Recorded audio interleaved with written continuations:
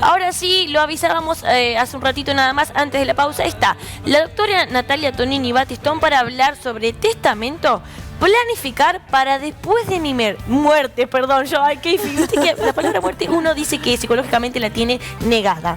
Ya lo vamos a hablar algún día con alguna psicóloga, Bueno, tenemos muchas psicólogas acá en el equipo de BDM. Está muy bueno. Pero así es, testamento, planificar para después de mi muerte. Esto es así, ¿cómo le va, Nati? Hola. Bienvenida, buen día. Hay que tener la mente fría, ¿no es cierto? Como para justamente decidir, no, bueno, me llego y me siento y planifico para cuando ya no esté. Es difícil tomar esa decisión, ¿no? Sí, la verdad es que hay que pensarlo fríamente, porque cuando uno ya no está, ya no está.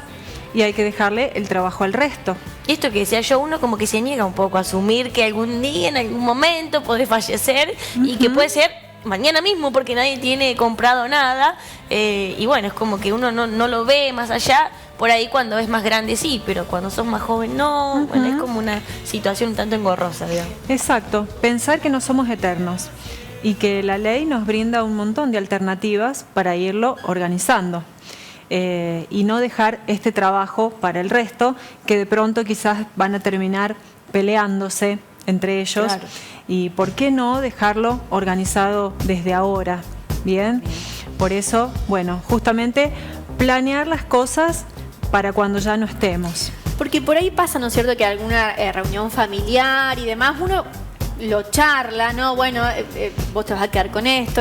Hay como una división.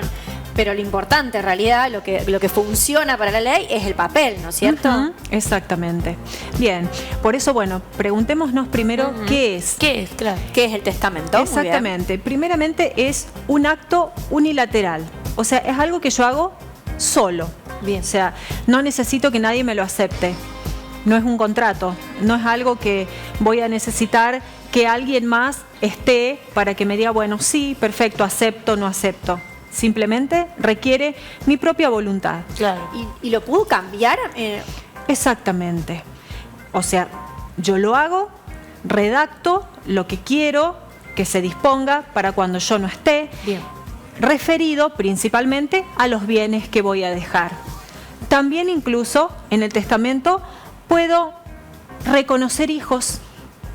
No solamente requiere que se hable sobre los bienes. También puede referirse, por ejemplo, a esto que estoy hablando, al reconocimiento de hijos. Obviamente que tengo que ser mayor de edad para poder testar. Claro. Justamente, ese es el acto, testar, ¿sí? Tengo que ser mayor de edad. Y lo que sí me requiere la ley es que tengo que hacerlo según alguno de los tipos que la ley me ofrece. No puedo hacerlo como yo quiero. ¿Sí? Yo no puedo redactarlo y listo, ¿no? Como yo quiero, no. Hay determinadas formas que la ley me ofrece y si yo lo hago como la ley me dice, es totalmente válido. Para que tenga un valor judicial, digamos. Exactamente. Un valor importante. Exactamente. Porque si no, es como que sería un papel y nada más y no tiene ningún sentido. Así es, porque después cuando yo no esté, hay que presentarlo en mi sucesión. Claro. Para que eso tenga validez.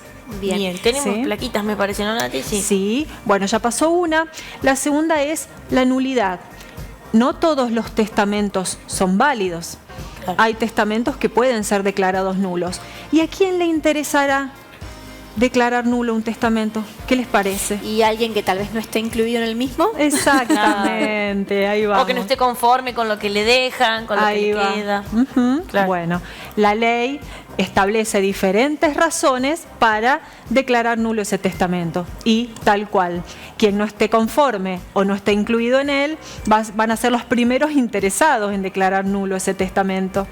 Por ejemplo, cuando la forma que se utilizó para el testamento no es la establecida en la ley, es por ejemplo una de las razones. Otra forma, por ejemplo, para declararlo nulo es cuando la persona al momento de escribirlo había sido declarado incapaz en un juicio Bien. o cuando no estaba en su sano juicio al momento de escribirlo o cuando había sido, por ejemplo, amenazado o engañado.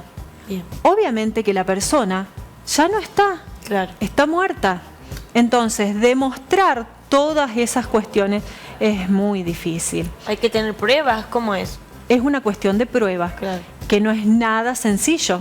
Imaginémonos que la persona de la cual vamos a demostrar todos estos vicios ya no existe más. Claro. Entonces no es nada sencillo poder demostrar que la persona había estado extorsionada, violentada, engañada o que era incapaz, salvo en el caso de que contengamos una sentencia que la declaraba incapaz. Algo que puede ser un poquito más sencillo. En el resto de los casos no es nada sencillo demostrar que la persona había estado engañada, extorsionada, violentada al momento de escribirlo. Y se recurre mucho a ello, digamos, las familias que no están como muy conformes, decir, bueno, ya estaba muy envejecido, ya no, como que no podía ni hablar ni pensar por sí mismo, en realidad lo que hizo no está tan bien. ¿Se recurre mucho a eso? Sí, ¿o no? a veces son sucesiones que duran un montón de años atacando testamentos. Claro. Sí, totalmente. Y hay que dejar establecido la fecha en cuando se hace, por ejemplo, capaz que si alguien lo hace más joven, en su sano juicio y con un estado de salud increíble, hay que dejar la fecha pautada, digamos. Que Es uno de los elementos más importantes que tiene que tener el testamento, es justamente la fecha y la firma. Bien. Bien. Sí. Y obviamente se hace, me imagino, ante escribano, ante alguien de la ley que te diga, bueno, sí, efectivamente, fulanito de tal, firmó este testamento. Hay dos tipos. Uno es ese, que es justamente un tipo de testamento que se llama por acto público, Bien. donde se hace ante escribano con dos testigos, que no pueden ser parientes. El vecino, el amigo, otra persona, otras dos personas como mínimo, que se presentan juntamente con el testador y hacen adelante del escribano una declaración que vendría a ser este testamento en un único acto, ¿sí? Bien. Entonces el testador firma y los dos testigos firman a la par. Este es un buen testamento para el caso de que el testador no sepa firmar, porque de pronto es una persona que tiene bienes para dejar, Sí. pero nunca aprendió a firmar. Entonces es un buen testamento para el caso de que quien no sabe firmar pueda ser acompañado por otras personas que firmen por él. Se llama firma a ruego. Pero hay otro tipo de testamento que no requiere el escribano, que es el testamento hológrafo. Yo, en la tranquilidad de mi casa, agarro un papel cualquiera, pongo mis datos y digo: yo, Natalia Tonini Batistón, declaro mi voluntad de dejar mi casa de calle tanto a tales y tales personas y mi autito tal a tal persona para cuando yo no esté más. Firma, aclaración, DNI y lo guardo. Bien. Claro. La fecha, obviamente, importante. Obviamente, la fecha. Y este tipo de testamento hológrafo yo lo puedo ir completando. Ah, bien. Resulta que el mes que viene compré unas cabañitas. Claro. Bueno, entonces, bueno, voy a agregar las cabañitas. Entonces, las cabañitas se las voy a dejar a tal fecha. Bien. Bien. Y el año que viene compré, no sé, un campito. Bueno, el campo se lo voy a dejar a tal fecha. Claro. Y en el testamento hológrafo, la característica que tiene es esa, que le puedo ir agregando nuevas manifestaciones Bien. y me lo tengo. Por ahí esto, actuando muy fríamente, como decíamos al principio, luego de fallecer esta persona, puede sacarle varios dolores de cabeza a las personas involucradas, ¿no? En su, digamos, familiares y demás, que son sus herederos, que por ahí, como vos decías, bueno, no saben, por ejemplo, cuántas propiedades había, o si tenía algún otro pariente que tal vez quería dejarle algo, o cómo dividir las cosas, ¿no? Se sabe de peleas familiares de años y años por la herencia. Sí, totalmente. La idea del testamento es que la persona deje su voluntad con respecto a qué quiere que se haga con sus cosas. Claro. Esto es posible cuando no hay herederos forzosos.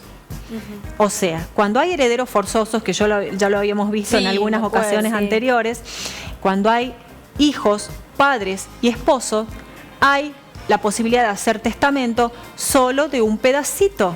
Claro. La ley me permite escribir mi testamento para que un pedacito de bienes sí sean dejados a quien yo quiera, ¿sí?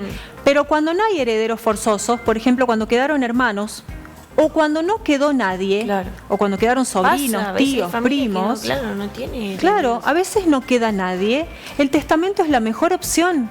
Entonces yo instituyo a través del testamento un heredero que, como no tengo a nadie forzoso, Claro. de pronto mi pareja, Sí. recordemos que el conviviente no hereda. No. Entonces, la mejor manera de dejar las cosas a mi conviviente es por testamento. Claro. Si no me casé y no lo convertí en mi esposo o esposa, debo instituirlo como heredero por testamento como mínimo, Claro. salvo que hagamos algún otro negocio jurídico en vida. Claro, claro. Bien, si no, el pobre conviviente no va a obtener nada luego de fallecido. Y doctora, ¿es mejor por ahí redactar un testamento o más bien poner una donación? Bueno, yo dono esto a, como vos decís, mi pareja, mi conviviente, lo dono a una institución, lo dono a mis hermanos. Bueno, está bueno la donación también. Hacerlo en vida es otro modo de planificar las cosas antes, digamos, para cuando ya no estemos. Sí, indudablemente, otros negocios jurídicos son estos. La donación con reserva de usufructo, por ejemplo. Entonces yo regalo mis cosas, pero me reservo la posibilidad de utilizarla y percibir los frutos hasta que fallezca. Bien. Esos son muy buenos negocios que se pueden hacer, de modo de no desprenderme 100% de los bienes mientras yo esté viva, para poder utilizar esos bienes y percibir los frutos, y luego cuando yo ya no esté más, los bienes ya se encuentran repartidos desde antes. Pero si no quiero desprenderme de todas mis cosas y de todos mis bienes, puedo hacer este otro tipo de actos de última voluntad para que se disponga de todo luego de que yo esté fallecida. Bien. Nati, acá hay una consulta. ¿Me podría decir la doctora aproximadamente qué costo tiene hacer un testamento? Bueno, esos son presupuestos que hay que pedir a un escribano. Yo no manejo esos costos, son netamente de escribanía, pero un testamento hológrafo es gratis. Ah, bien. Claro. Porque es algo que se hace en el domicilio particular de cualquier persona. A lo sumo podemos hacer una consulta con un abogado para orientar más o menos los mínimos requisitos que puede contener. Claro, para que redactarlo bien. Exactamente. El consejo para un testamento hológrafo, que es este que hacemos en casa, es entregarlo a la persona a quien voy a beneficiar, porque es quien mejor lo va a cuidar. Claro. Y lo va a Sí, hacer seguro. aparecer cuando yo fallezca. Entonces, si yo le voy a dejar todos mis bienes a un sobrino X, termino de escribir mi testamento, se lo entrego a mi sobrino, que es quien mejor lo va a cuidar, Claro. y lo va a hacer aparecer cuando yo no esté más. Bien, pero el testamento hológrafo es absolutamente gratuito. Es algo obvio tal vez lo que voy a preguntar, pero ¿hay alguna base económica de dinero o de lo que uno, de objetos o de situaciones en particular para lo que uno puede heredar, digamos, o lo que uno quiere dar? No.